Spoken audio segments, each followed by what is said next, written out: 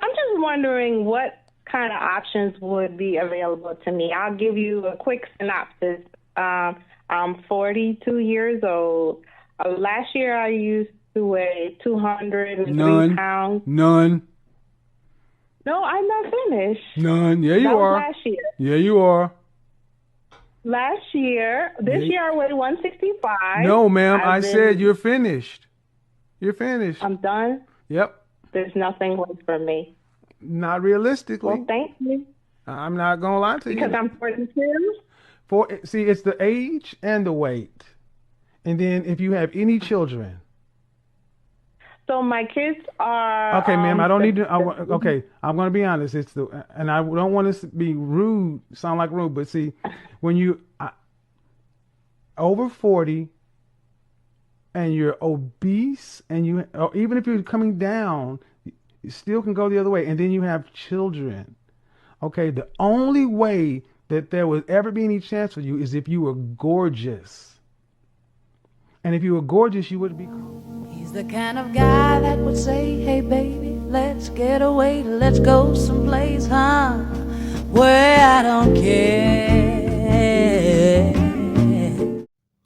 Hey, what's up, you guys? This is WD3.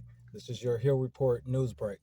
Well, today I was just thinking it was kind of a repetitive news day. You know, I was sitting back thinking about this whole Umar Johnson, the whole everything.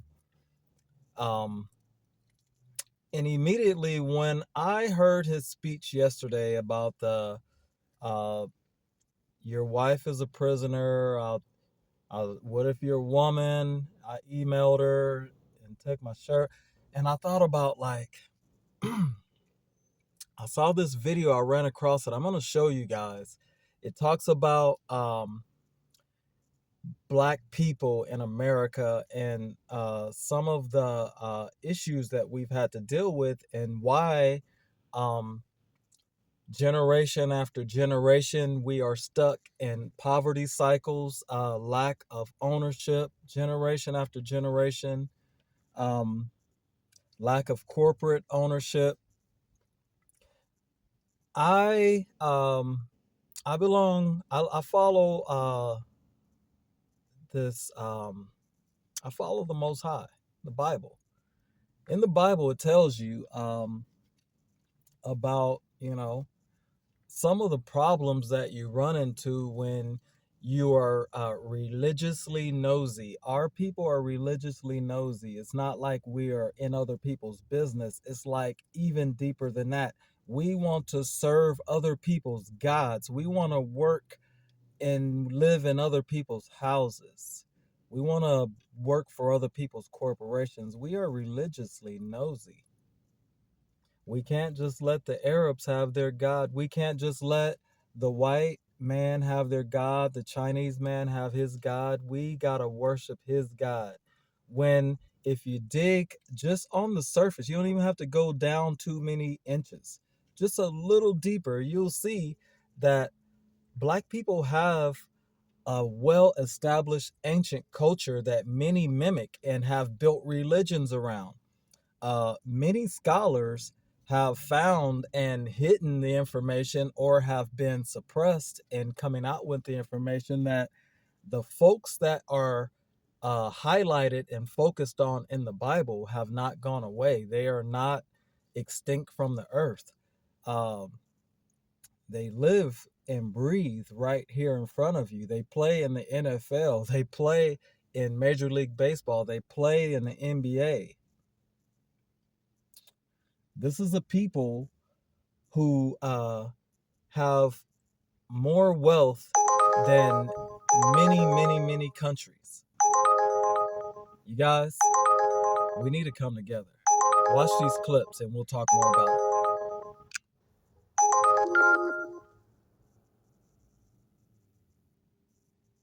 Why the Black celebrity can't liberate their people. An unwritten truth. They give them millions, not for freedom, but for control. Black celebrities aren't leaders, they're leashed. Every dollar they earn tightens the chain. The white elite doesn't invest in talent. They invest in silence. Your image, owned. Your name, trademarked. Your voice, censored. You signed the NDA. You cashed the check. Now you're a brand, not a person. And just when you think you made it, you hit the next wall, the black gatekeepers, the black elite. Since the 1960s, we've had more black celebrities than ever before. But ask yourself, where are the black banks, black hospitals, black grocery chains? With billions in net worth, why can't they build for their own people? Because they're not allowed to. It breaks the code. Thou shalt not use our money to liberate your people. Endorsements, deals, foundations. They look like progress, but they're fences. You don't own the stadium. You don't own the mic. You don't own your freedom. You were never supposed to be free. You were supposed to be famous. The black celebrity is a tool of white supremacy. Packaged in Prada, they entertain the masses, while the masses remain enslaved. And that's the unwritten truth. Fame is not freedom. It's the prettiest cage ever built. You thought you escaped the system, but they never planned to let you go. They just put you on a different leash, one made of gold. The black elite were handpicked, trained, not to liberate us, but to guard the gate that keeps us trapped. They dress it up in diamonds and call it success, but it's just a collar with shine. They'll send the jet, they'll pour the drinks, they'll keep you high. As long as you never lift your people up, deals, endorsements, covers, control. Gold chains are just modern shackles, and interviews are rituals to keep you inside the script. You made it out the hood, cool, but look around. Who else got out with you? You're not free, you're just a new tool, used to keep truth out of reach. Say the wrong thing, you disappear, say the real thing. They replace you before you finish the sentence. You weren't chosen to lead us. You were chosen to keep us quiet. Because gatekeepers don't open doors, they guard them. And they've been watching you. We stay dropping these knowledge bombs. This is Unwritten Truths. Stay tuned. The Black Knowledge app is now available on the Apple and Google Play stores. Did you know the U.S. government once penalized black families for having fathers in the home? And the effects are still felt today. During the 1960s and 70s, public assistance programs such as welfare and housing aid included what was called the man in the house rule. Under this rule, a woman could not receive government assistance if a man, even the father of her children, was living in a home. This forced thousands of black families into a heartbreaking choice.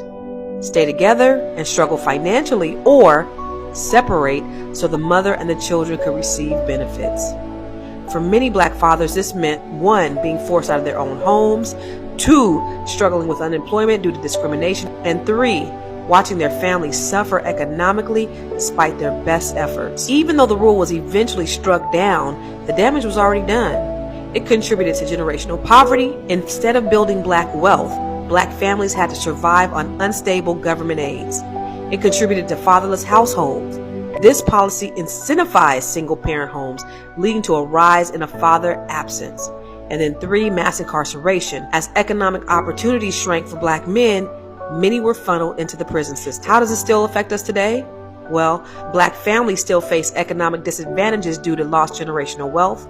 The stereotype of the absent black father was largely created by policies like this, not by choice. In reality, black fathers are among the most involved parents when present. Government policies still shape black wealth and family structures, making it critical to understand history and advocate for our economic empowerment. Well, what's the solution? We got to build our own economic power. We got to practice collective economics, invest in circulating our dollars within the community. We got to have more financial literacy, teaching wealth building strategies and dependency. And we need to have real estate ownership to secure land and assets for our future generations. We must reclaim our financial independence and rewrite our family legacy. The past does not define us, but understanding it helps us shape a better future. Now stay woke, wealthy, outstanding, knowledgeable, and empowered, and let's continue to build. Now drop a black fist in the comments and share with others who need to know this Black history fact.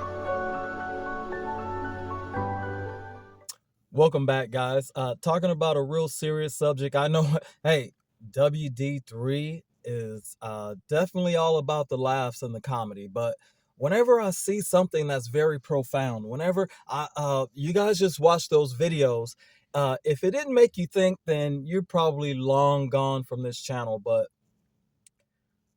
why are so many people covering up so many things? I think the world's biggest lie is one of the world's biggest disruptors of world history. Some people say that the people in the land of Israel today are not the real people that are read about in the scriptures. Historians will tell you that. We respect everybody. We definitely treat people the way we want to be treated, but there is a certain point where you have to uncover lies and you have to really reveal truth. The truth will make you free. The Dr. Umar Johnson effect is the reason why, when you look at those videos, why Black people are never able to come together, because we feel like this person's going to try to scam me. This person's so depraved that they're going to try to scam me. Why don't this person get, like, literally, we have one of the most educated Black men in our society refusing to work and earn a living. He'd rather beg from you. Sounds like the preachers that we've had to deal with, who have convinced us to not follow God, to not follow the Bible, to worship another man's God. My God is the creator. My God tells me, whatsoever ye would that men do unto you, do ye also unto them, for this is the whole law and the prophet. My God tells me, tells you to prefer one another. Don't go searching outside before you take care of what's inside. That's been a lot of what Black people's problem has been, because we feel like we trust the outside more than we trust what's on the inside. That's why when we finally do trust a Dr. Umar Johnson and then he lets us down, it reinforces why we don't have corporations, why we don't have banks. It reinforces why we don't have schools for the most part. It reinforces why we're dependent on other cultures and race for everything from religion down to toilet paper.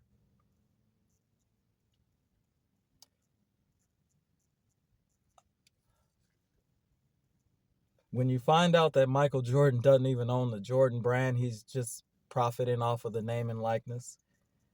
When he probably has enough money to actually boot out all the other people, bring in, and that brand can be a catalyst for Black corporate wealth, could springboard into other companies. But why doesn't things like that happen? Because of the Dr. Umar Johnson effect. We feel like anytime we trust a Black man, you're going to let us down. That's why we can't build. Just a thought. I could be wrong. What do you guys think? The Dr. Umar Johnson effect. Why Blacks can't build. It's WD3, Hill Report Newsbreak. What do you think?